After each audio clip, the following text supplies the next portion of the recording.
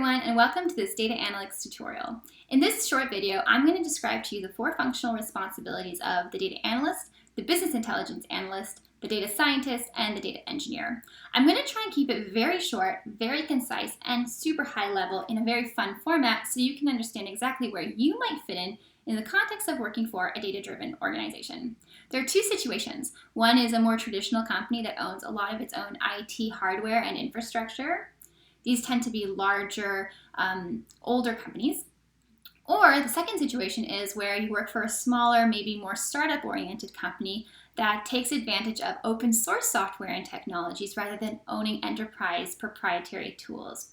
So you're going to see a lot of Apache Hadoop, Spark, and Hive, for example, in startup culture. And those sorts of analysts and engineers are usually working either more closely together or the one person is doing the role of many. Let's first start with the example of a traditional company.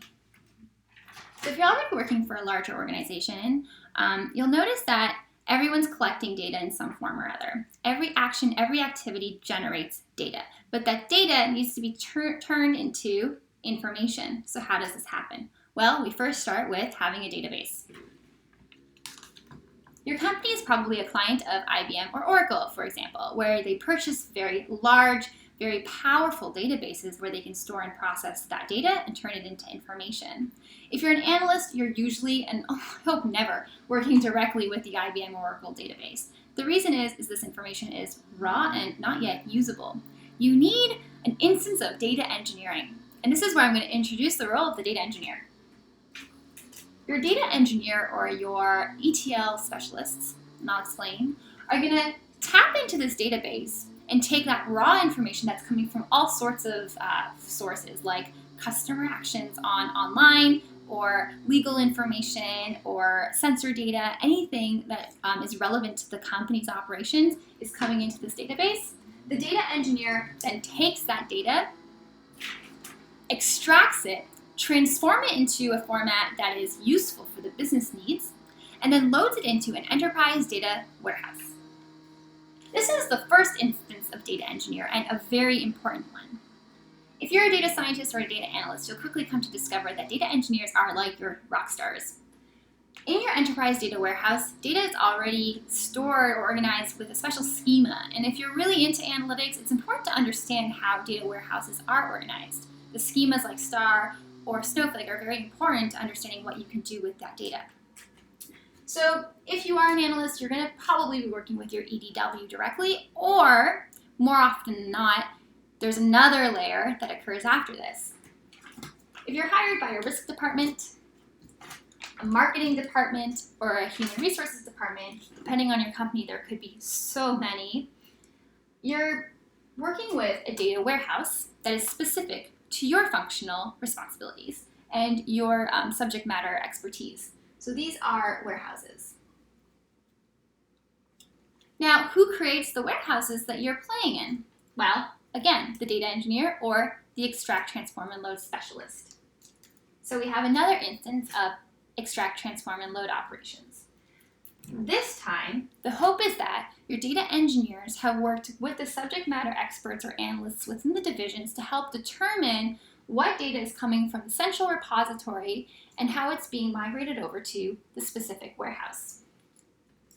Innovative companies will want to revise those strategies and rules to get more information or revamp maybe some of the raw data that they used to collect but were never using for the strategic insights within their departments. Who knows if they're actually doing that though? That's a whole other conversation that I would love to get into in another video. So let's say you're a data analyst or data scientist hired within one of these departments. You're working with your data warehouse. You're collecting or querying data from that warehouse for your specific needs in the context of maybe a snapshot, operations, or historical tables. You know very well what your tables are and the variables within them. It could be very large, these data warehouses, but you're going to start to investigate everything that exists and how you can put it together for your reports, for your analytics. That makes you a really strong analyst. And as a data scientist, you're going to really want to understand everything that's available for you so that you can create the best models and start tuning your algorithms for strategic insights. So as a data analyst, you're working to query your tables. And as a data scientist, you're working to take those tables and those data warehouses and do some sort of machine learning for advanced analytics. Maybe it's a predictive model, whatever it might be. If you're a business intelligence analyst hired by one of these departments, or you're working with cross-functionally across many of the teams, you may be working with OLAP cubes and dashboards. Dashboards are super popular because they basically visualize the analytics in a very concise format, and they're allowing you to see very quickly what's happening with your data. Is there a trend? Or is one growth metric higher in this month than the other? There's a lot that you can see with a dashboard. So your business intelligence analysts are either working with or creating these dashboards. Your data analysts are working with your tables, maybe through SQL or SAS, and your data scientists are working maybe with everybody together, but they're performing a lot of machine learning algorithms, predictive modeling, and vice versa, whatever else it is. Together, everyone submits their information, their unique viewpoints, to, for example, a campaign or marketing management team. These teams are really delivering the strategic activities that are going to generate more revenue or more profits for the company.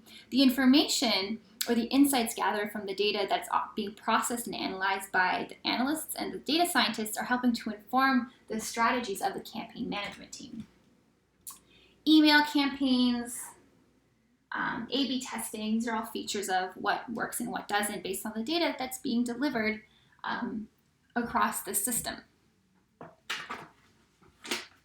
So that's kind of how the 4 functional responsibilities fit in the context of a traditional organization. Now let's say, for example, that you're working with a startup company or a company that isn't so largely organized. What might you be doing? Well, rather than working directly with these old premise databases like IBM or Oracle, you might actually be able to benefit from open source technology like Kafka or Kinesis to directly stream or load in the data from the sensors or the source and take it into an open source data warehouse like Hive, which will then allow you to use more open source technology and tools like Spark to extract, transform, and load that data that you can then query, create reports, and build some sort of machine learning layers on top of. So this all happens within your enterprise data lake. It doesn't need to be siloed from the traditional architecture. You can still take data from your enterprise data warehouse, which exists, and move slowly over to this more innovative platform that's allowing you to stream data, process it in real time, collect it much faster, more efficiently, and cheaper. With these open source technologies, you can also integrate very well with cloud. So you're operating more scalable analysis and processing. So again, more efficiency, maybe even delivering more competitive insights. So depending on if you're working for this kind of structure or within this sort of structure, if you're a data engineer, or data scientist, or data analyst, you may be doing all roles at the same time here. But in this traditional organization, your data engineers are really going to be at the very beginning within your IT division. This is mostly IT versus your analytics. And then here you have maybe like marketing. Depending on your skill set, whether it's very specific like SQL and reporting, business intelligence KPIs, data science and machine learning, if you have a very specific one, you're going to be able to just apply for these very key job roles. If you're a unicorn, so to speak, someone who does all of them, you can do data engineering, data science, data analytics, you understand the businesses very well, then you may be most appropriately put into more of a startup culture where you're doing everything all at once, taking advantage of a lot of the open source technologies and tools. So I hope that was a really quick and concise overview of the 4 functional responsibilities and how they relate depending on what type of data-driven organization you're working for. I hope that all made sense and I didn't go off to a tangent too many times.